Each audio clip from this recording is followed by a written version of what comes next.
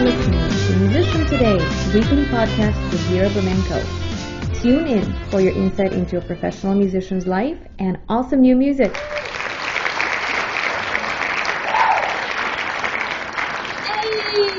Hello, everyone, and welcome to another awesome episode of Musician Today podcast. Even though we're busy with concerts and live shows and stuff like that, but we're still doing interviews, and today we have a special treat, and I'm so happy to welcome to the show Women with Strings. So as you know, I love to feature amazing artists of all genres who inspire me, and we have spoken with Lydia Gentry before, and Jo Jeffries was on the show with the band as well. So today we have a whole new band, Women with Strings, that are amazing folk trio, and they're going to share some of their amazing music with us today and their stories too. So Women with Strings is a band it's the name of a co-write group consisting of Daisy Sellas, Lydia Gentry, and Jo Jeffries. They are not just your typical folk band, but they're also making transcendental music in the genres that are exploring the sonic world and styles of just about any kind. And they're the guest for womanhood. Self-proclaiming as a guitar-playing hippie cowgirl, a violin-playing vintage nerd, and a bass-playing queer punk bookworm, they make music with a range of subject matter, including feminist anthems, sickeningly sweet love songs, and dramatic looks inside the mind of someone with mental health issues. With their EP titled Sugar and Honey, due in spring in 2021, the three ladies are powerhouse voices with different skill sets on their respective instruments and quickly witted lyricism. They plan on continuing to write and gig around Nashville and beyond as they prepare for a big year ahead. So I hope I pronounced everything correctly. You guys sound like quite prepared for the years to come. And we have a few links so you can follow them in. So on Instagram, follow Women with Strings at women_with_strings. And you can also find Jo's artwork. She creates art and designs for the merchandise for the band. Jo Jeffries does art. Yes, I got it. And we have already met Lydia before. You know where to find her at Violin Dragoness. She makes amazing music. She was also part of another band, the Gentry Blue. And we have spoken on the show just a few weeks ago. So welcome to the show, guys. How are y'all doing? Thank you. We're doing good. Great. It's a nice day. It's warm as if it's summer again. Yes, it's beautiful out here. Awesome. So what can you tell us? When did your band form and how did you sort of meet? And did you just wake up one day and say, oh, I think I want to start a folk trio? You can take turns answering too, yeah. Yeah, should I go for this one? Yeah. I'll jump in. So Jo and I met. We were roommates freshman year, which was so fun. Random roommates. We didn't know each roommates. other. Fast friends immediately. And Lydia lived in the same building as us on Belmont's campus here in Nashville. And then we kind of didn't all connect until sophomore year, like the end of kind of the middle of sophomore year before quarantine. We all got together to do a little bit of co-writing after I got close with Lydia when she played on one of my solo tracks that you can listen to. And the guitarist for Gentry, Travis, he was the guitarist for me for a solo project, and I met him through another mutual friend that wasn't Lydia. Yeah. So we all ran in the same circles, but we didn't really know each other. Yeah. And then one day we got together to co-write. We just decided to co-write, and the song we ended up co-writing that day was Honey, which is one of the title tracks of Honey and Sugar. Yes. And we ended up writing that and just decided we really loved it, and then immediately we were in quarantine. Yeah, like immediately right after. Yeah. This was like in February, and so like immediately after we were in quarantine. Yeah. And so we just decided to like keep writing. And I remember right before quarantine, because we were in our apartment, Daisy and I like woke up one day and I was like, what if we called ourselves like women, but with strings? Yeah. Because I've got the guitar and Jo's on the bass and Lydia's on the fiddle, and it all just kind of took off. After that, we just kind of like went to our songs, and it just like helped. We wrote probably like once a week or once every other week. Yeah, we wrote a lot over the summer, spring and summer periods. And then we played our first show a couple months ago, back in September, which was socially distant. Yes, which was super fun over in Franklin, Tennessee, and we're hoping to do more of that when more things open up. So That's amazing. I'm excited to see it. Speaking of your music, why don't we have a listen to your track? This is a live performance, and I know you're working on an EP, so we will speak about that just in a bit. So this is Medusa's Lemons. Are you guys ready? yes. Here we go.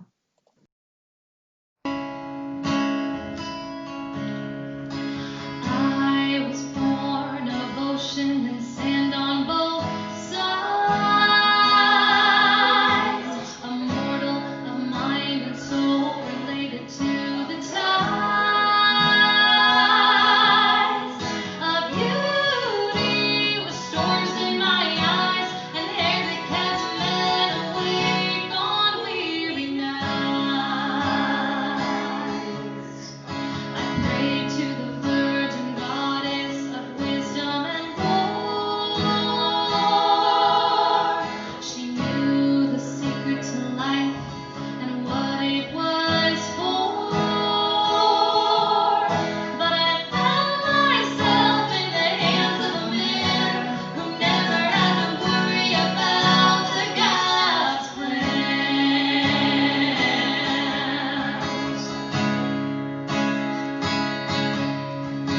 Serpens capillosum, ocula saxum. Serpens capillosum, ocula saxum.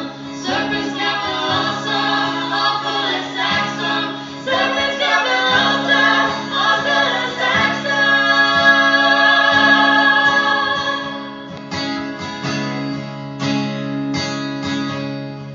My goddess knew a target was on my back. They would force me to make up for what they lacked. When she took my hair, my beauty in my eyes, did she punish me? Or did she save my life?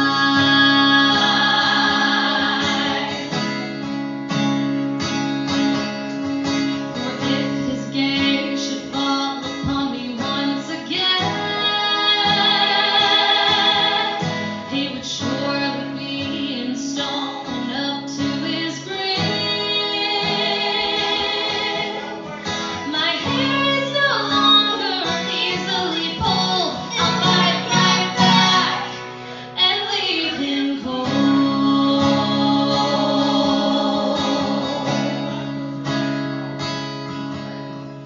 Serpens capillosum, ocula saxum. Serpens capillosum, ocula saxum. Serpens capillosum, ocula saxum. Serpens capillosum, ocula saxum.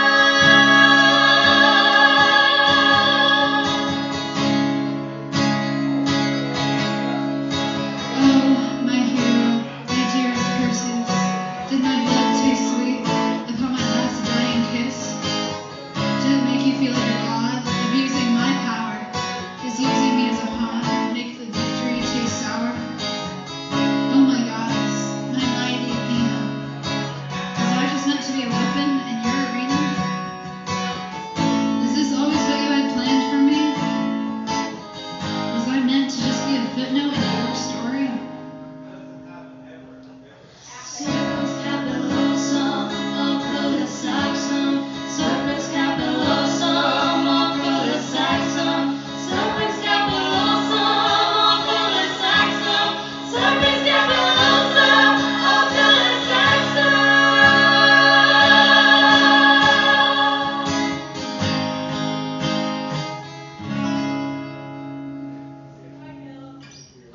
Wow.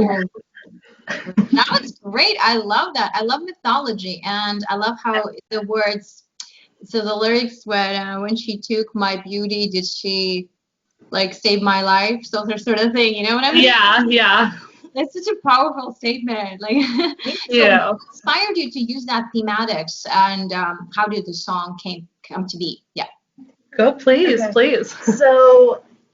So during quarantine, we have 12 songs that are like ready to record for our album, and like we're very excited about that. But we had 11 at one point, and we're like, we just need one more because 12 just seemed like a better number. And so like we're like, we just need one more. And I really, really wanted to write like a queer love song. Like I like really wanted to do that. And so because I feel like there need to be more in the world, especially like in the folk genre. And so I like really wanted to do that. But then it just didn't like, it just like wasn't meshing. Like I sent them some ideas that just like wasn't meshing together. And then like I was listening to, I think I was maybe listening to like Hosier or Crane Lives or maybe the Decemberists. But there was like a ballad that was about mythology. I actually think I was listening to the Decemberists, the Toyne that they did, the version of the Toyne they did. And I was listening to that and I was like, oh my God, I would love to make a ballad out of like my favorite mythology story. Because I love mythology from like any culture, but Greek mythology was like my first love. And so I've always loved the story of Medusa specifically because I feel like she is one of the first like misunderstood, scorned women. Like so misunderstood in her story, and I've always been in love with her story because like in all Greek mythology books she's like listed as a monster. It's like monsters, and then they have Medusa listed, and I've always hated that. So I was like, what if we did a ballad that was based off of Medusa's story And from her perspective. From Medusa's perspective, because I always want to write like a ballad about like, I love a ballad about a scorned woman or a ballad about like someone falling from grace in general. Like I always love that. And so I kind of wrote the baseline lyrics and I sent it to the girls and they were like, okay, we love this. And I was like, okay, cool. And we kind of tinkered with the lyrics together. And then it just kind of went from there. Well, the lyrics, Jo really just like took charge in the lyrics, and she sent us this beautiful story. It's a poem. Like, yeah, it's really a poem. It's so pretty. And then you had kind of like a melody bass line, and she played this thing on the bass, and I was like, do you mean like kind of something like this? And then I played it. Well, because I have an acoustic bass. Yeah. So I was playing the acoustic bass kind of like an acoustic guitar. I was like finger picking. Which I do sometimes, but not like a lot. So I was kind of like finger picking. I was like, maybe something like this. But Daisy was like, that's not a chord. Because I don't play guitar. So I was just like finger picking on my bass, like what I thought sounded good. Daisy's like, that's not anything. Like, that's nothing. But we managed to keep that integrity and still write something really cool. Well, and she took my melody that I had kind of as an idea and just like soared and like took off with it. Like, and at the beginning we kind of like we sing different songs. Like I'll sing lead on some, Daisy will sing lead on some, Lydia will sing lead on some. Like we don't have like a lead singer. And I think maybe they assumed that I'd want to sing lead on Medusa because like it was kind of my baby at first. But the first time I heard Daisy sing this song, I was like, Daisy needs to sing this song. Like she just kills it. Thank you. Yeah, it sounds beautiful. It's so powerful. It's like, it gives me shivers. When I started listening to the track, I was like, oh, yeah. Thank you. That's amazing. So what are some of the challenges in terms of co-creating something? I also know there's a great part about having a team that you can always look at each other's work. And would you say you prefer that over writing yourself?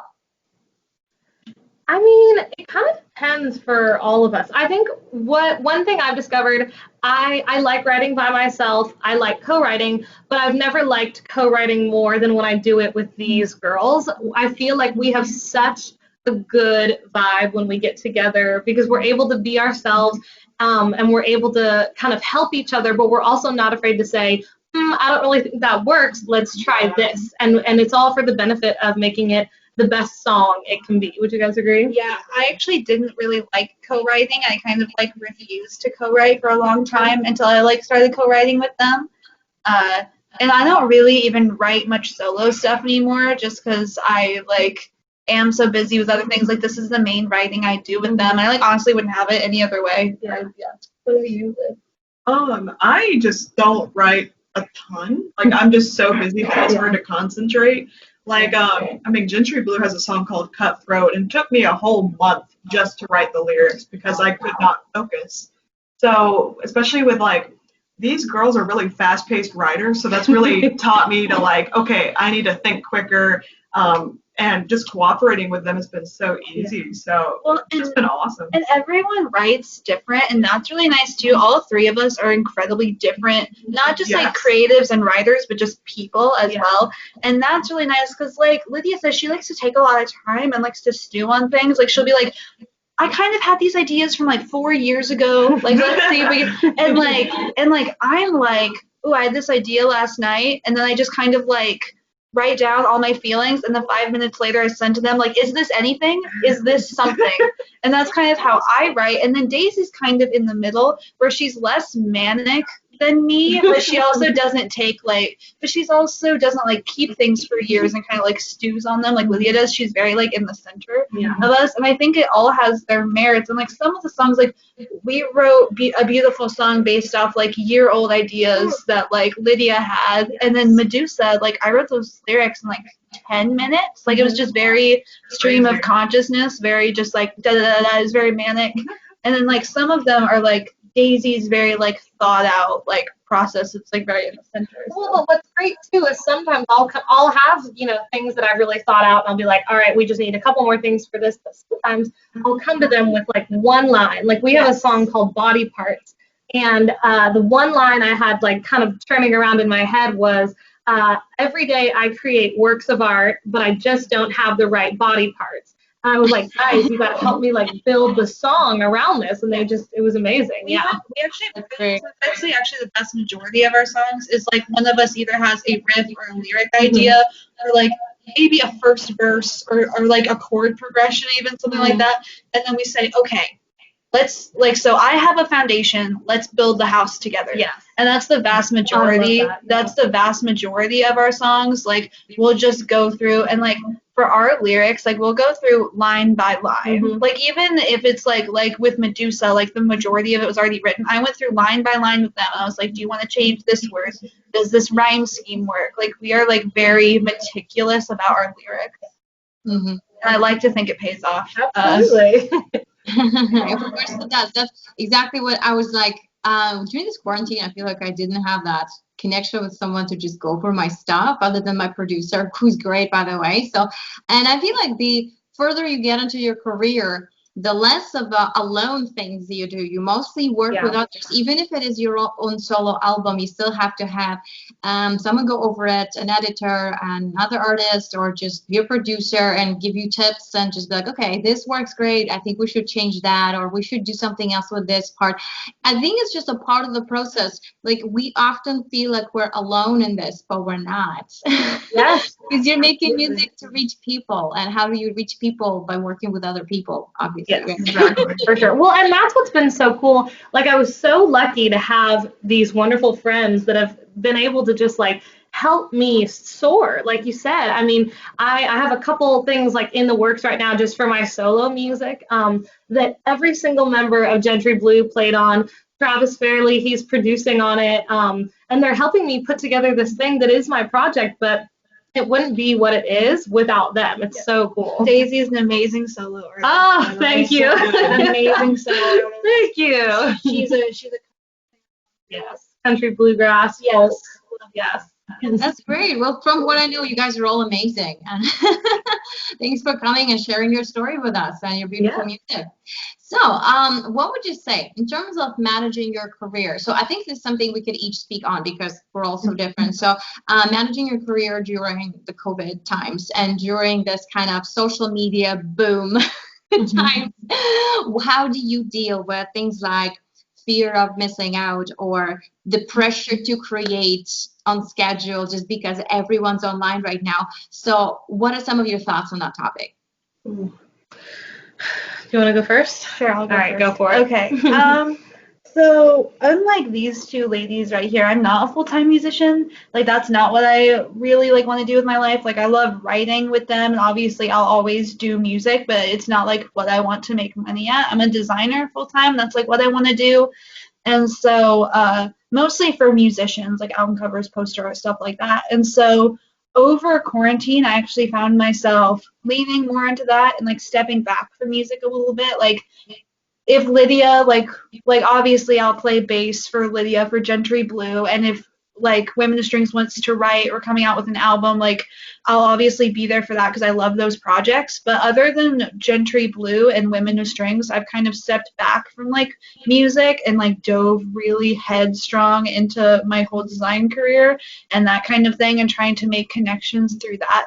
So that was kind of a shift during quarantine that I made to kind of decide that I did want to do design full time, and if I was going to do music, it was going to be these specific projects.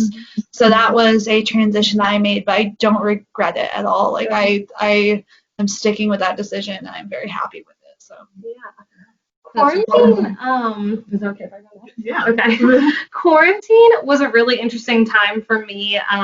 I was holed up in my family's little cabin up in Idaho, and it was interesting because it was definitely a time of creation, and I was missing out on playing live. That's one of my favorite things to do.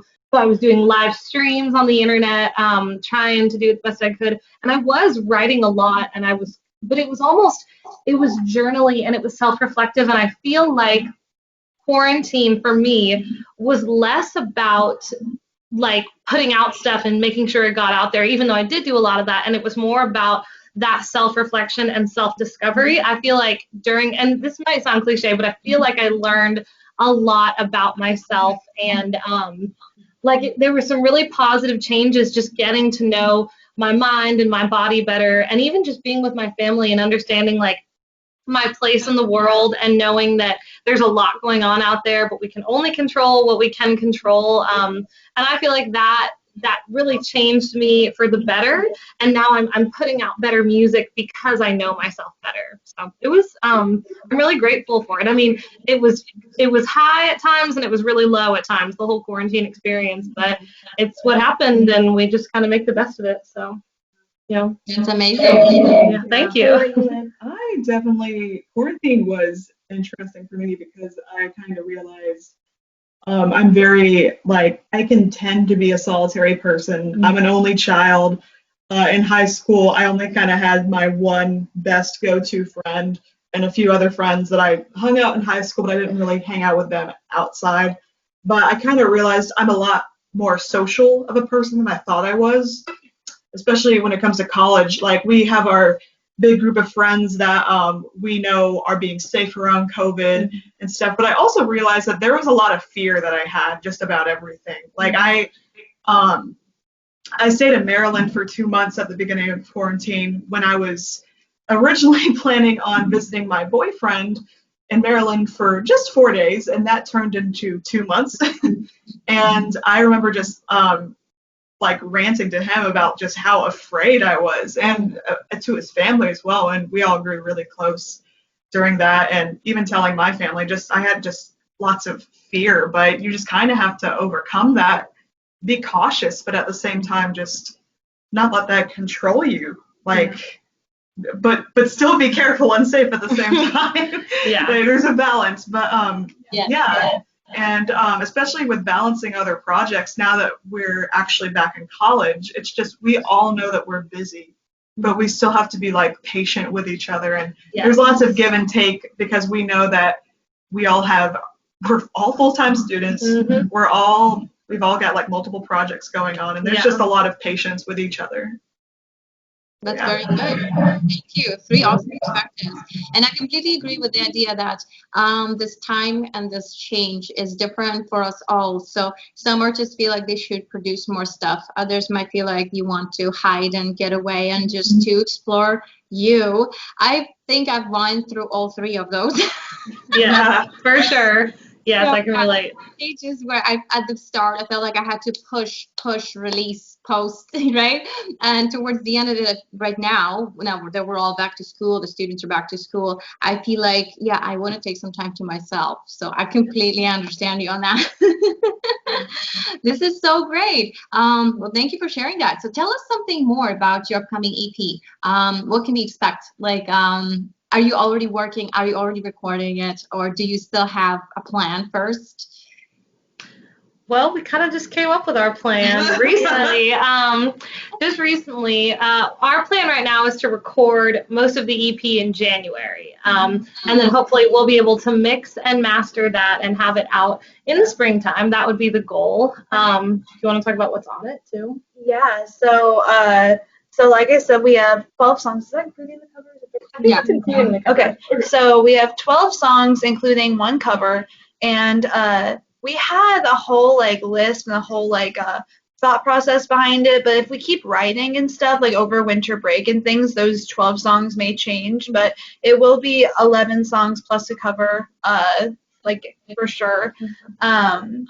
But I'm like really excited about the content that we have, and we're also talking about another thing that we're talking about releasing right now is since we are a co-write group, we've talked about recording our co-writes and releasing them like as a podcast or as a YouTube series, because I got this idea because Daisy would record our co-write sessions just like on her phone, like in a voice memo, and I would listen back to them, and like I found them so entertaining, like because I just think they're very funny, and also as a writer and as a person who writes, I just think it's very insightful to like get in that process and just listen to people co-write, like, and I feel like people who aren't writers, they would just be like astonished at the fact that we go through every line of our song and just like really pick it apart, and just like also the different sounding from beginning to end, like I just think that's a very like cool perspective. And so we were thinking about releasing some of our recording and releasing some of our co-write sessions as well right now. It's kind of a thought process we have going, so hopefully both of those things may start happening. Right now we're just kind of riding the waves, seeing what happens. Definitely riding the waves, making sure, because our songs right now that we have on there, I'm excited about all of them. They may change, but I really like all the ones that are on there right now. I mean, we have some hardcore bluegrass, we have some Taylor Swifty type love songs. We have like folklore Taylor Swift. Yes, we have some angsty, I need to get out of my hometown kind of vibes. Some folk punk vibes. Folk punk vibes. Yes. And then the title tracks are probably my favorite on. Really? Yeah, so far I think they're my favorite. Honey and Sugar. They are two songs about the same story, the same love story, but from different perspectives. Yes. And on the album, our plan right now is to like have the two kind of be connected, even though they're technically separate songs. Yeah, I love them. They're my favorite. Like I said, we wrote Honey first, and Honey was the first song we ever wrote together, like I mentioned earlier. Yeah. And then Sugar was one of the last. Sugar was one of the last because we were talking about Honey, and I think we decided we already wanted Honey to be the title track. And I said something about like honey and sugar, sugar and honey, or like milk and honey or something. And then Daisy was like, why don't we write another song called Sugar, and then we can just name the album Sugar and Honey. And I was like, okay, cool. And then Sugar was going to be just a completely separate song. Like it was just going to be another love song, and they were just going to be paired. And then we started writing the lyrics, and I was like, what if it was the same story but from the other lover's perspective? So one is from lover A perspective and one's from lover B perspective. So that's kind of how it happened, I guess. And I'm like really excited about that one because it does have these two very interesting points of view. And also there's something I love about just like a love song that is written well and has really good lyrics, because like I love love songs when they are just like very truthful and very raw. Yeah. That's kind of what we tried to go for with a lot of our songs. Like, yes, how do we cut deep to the heart while still making it poetic and beautiful? Do you have a favorite track? Oh God. Honestly, I really can't pick one. I know, I like a lot of them. Then go through all of them. I know. Well, this is so basic, but Honey's just so catchy. I know, Honey's catchy. That's great. We kind of have, there are so many different inspirations on this album. Like, Mother Dearest, the one that Daisy just mentioned, is very like almost like New Orleans gospel kind of. Kind of low key a show tune. Slightly. It was very influenced by Friends on the Other Side from Princess and the Frog.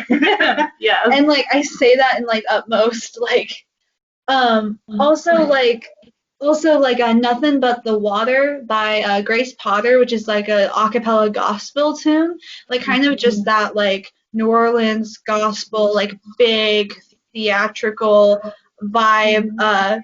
And that came from like I was kind of just writing down lyric ideas, and then we ended up writing the lyrics together. When I was first writing those lyrics, it was very like it's called Mother Dearest, but the lyrics are very much like the devil will smite you down. Very the devil's gonna hunt you down vibe, Johnny Cash kind of vibe. And so that's kind of was like, what if we did like this like New Orleans kind of dark gospel kind of vibe with these lyrics? It kind of just made a lot of sense. So we do have those influences as well, and then some just like straight bluegrassy kind of sounding things. Some are a little more modern sounding for sure, but I feel like every song is very different. Yes. And I just love that, especially because some like lyrics you can tell are very specifically Lydia, and some are very specifically Daisy, and some are very specifically me. So there's just lots of different things going on. So And I think that really reflects this group as a whole. Because like Jo said earlier, I feel like we couldn't be more different people. Oh my gosh, but we yeah. vibe together so well, like as friends and musicians and co-writers. And Yeah. well, and we all have different perspectives Yes. as well. Like one of our songs is about growing up in a small Missouri town, which Lydia and I both understand, but Daisy's from California. Yeah. So like she wouldn't have written that song by herself. And so we all have different perspectives and different life experiences that we kind of bring to the table. And that's why I think our songs can be so different, because Daisy could write about things that I would never even think of, and vice versa. Like I write about the desert a lot, and we have a song that like takes place in the desert, you know. So yeah, it's really fun. That's amazing. It sounds like you guys have just a perfect team. Yes. All right. So now I'd like to do something that we have done in the show before. So Lydia has done it. Jo has done it. We are going to play some like rapid fire questions. So I'm so nervous. it's Daisy. So the way it goes, excuse me. So we basically have 10 questions that I ask you very quickly, and we try to get the answers in before the minute comes out, right? So before the minute passes. I don't know why I can't talk today, but anyway, I'm not the one answering questions. You guys have to be ready. Okay, so basically what we're gonna do is I will start a timer, and I will count 3, 2, 1, and that's when you can go ahead and answer your first question. So I'll read them out as quickly as I can, and it doesn't have to be all serious. It could be something that, like, the first thing that comes to your mind, like, Okay. you know, what's your favorite color, or how many instruments do you have? Okay. All right. Stuff like that, right? So, okay, let us see. I have the timer here. Yes, I do. Okay. So, are you ready? Okay. Daisy, you ready? Very. All right. I'll give it my best shot. So, let's first the sound a little bit lower here so we can hear you better. Okay. So, here we go. 3, 2, 1, go. What was your most memorable performance so far? I would have to say playing on the deck at Whiskey Jack's in Sun Valley, Idaho. Awesome. What age did you pick up your first instrument? 9 years old, I picked up the guitar. Nice. How many instruments do you have? I have like 4 guitars, a keyboard, and a mandolin. And a banjo. Nice. What do you prefer more, acoustic or electric? Acoustic. All right. What motivates you, in short?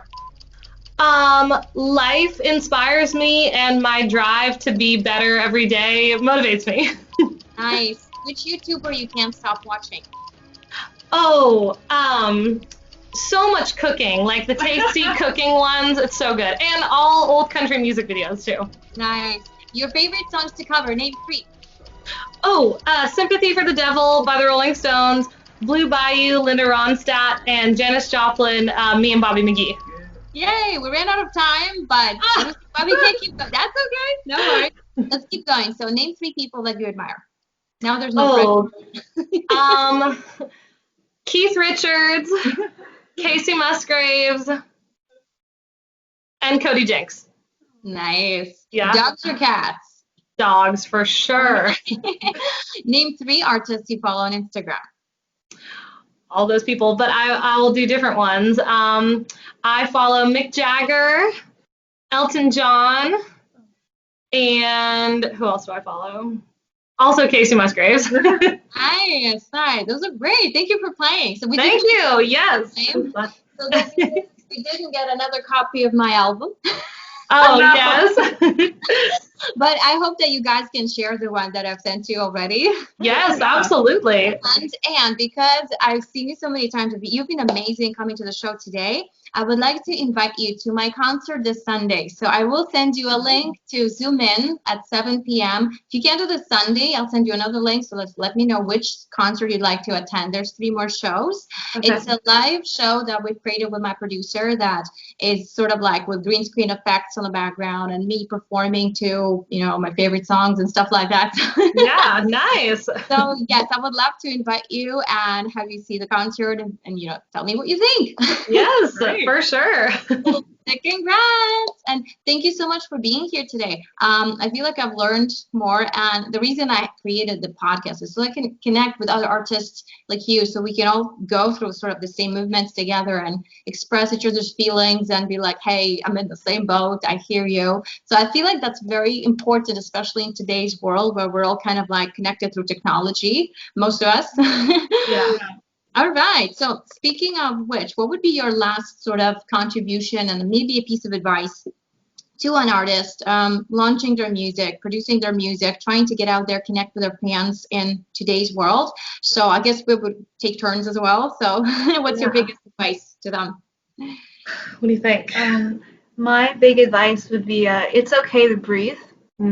Yes. I feel like sometimes as an artist, you think more about the music or your visual art, whatever you're creating. If you're a creator of any kind, a writer, anything, I feel like your art becomes an entity of its own, like almost like a living, breathing thing to you.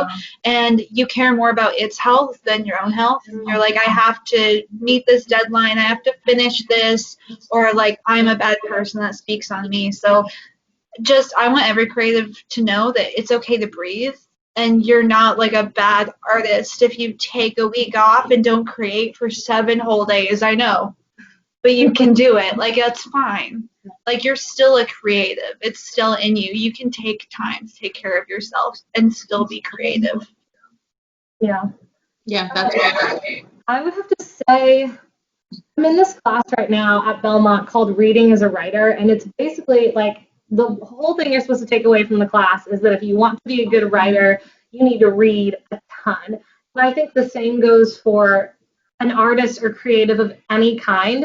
Like, listen to the most music you can.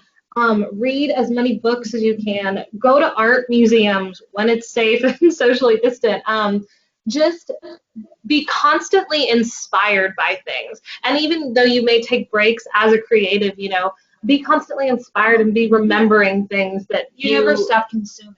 Exactly. Yeah, Never stop consuming, and just observing the world and letting it inspire you, because it's crazy out there right now, but also there's so much cool stuff to like write about and understand and consume, like you said. So That's true.